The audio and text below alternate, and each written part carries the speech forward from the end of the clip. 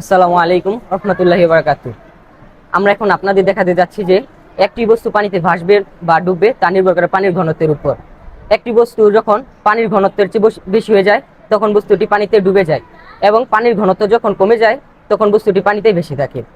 এর জন্য আমাদের প্রয়োজনীয় উপকরণগুলো হলো একটি ডিম, আমাদের প্রয়োজন একটি ডিম, দুটি বিকার, একটি কাঁচনল এবং সামান্য পরিমাণ লবণ। প্রথমে দুটি বিকার পানি পূর্ণ করে নিই। একটি বিকারে সাধারণ পানি এবং অপর বিকারটিতে লবণ মিশ্রিত করি।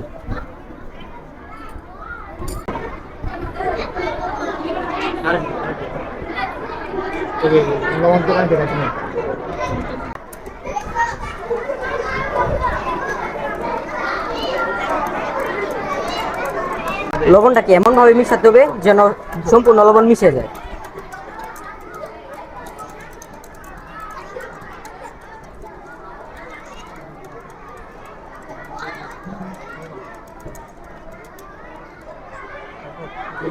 প্রথমে আমরা সাধারণ পানি যুক্ত বিকারে আমরা ডিমটিকে রাখি। আমরা দেখতে পাচ্ছি সাধারণ পানিতে ডিমটি রাখার ফলে ডিমটি পানিতে নিমজ্জিত হয়ে গিয়েছে এবং সম্পূর্ণরূপে নিমজ্জিত হয়েছে। প্রথম বিকারটিতে হতে আমরা ডিমটিকে তুলে নিই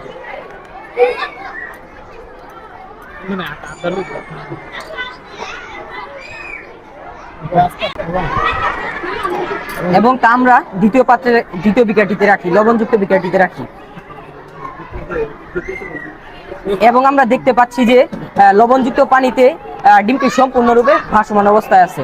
তা দ্বারা আমরা বুঝতে পারি যে এখানে পানির ঘনত্ব বেশি এবং ডিমের ঘনত্ব কম।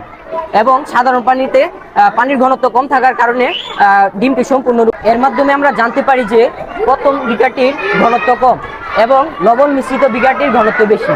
প্রথম বিকারটির পানির ঘনত্ব কম থাকার কারণে সেখানে ডিমটি রাখার ফলে সেটি সম্পূর্ণরূপে পানিতে নিমজ্জিত হয়ে গিয়েছে, এবং দ্বিতীয় বিকারটিতে পানির ঘনত্ব বেশি থাকার কারণে সেখানে ডিমটি সম্পূর্ণরূপে ভাসমান অবস্থায় ছিল। যা দ্বারা বোঝা যায় যার ঘনত্ব বেশি সেটা পানিতে ভেসে থাকবে। আসসালামু আলাইকুম।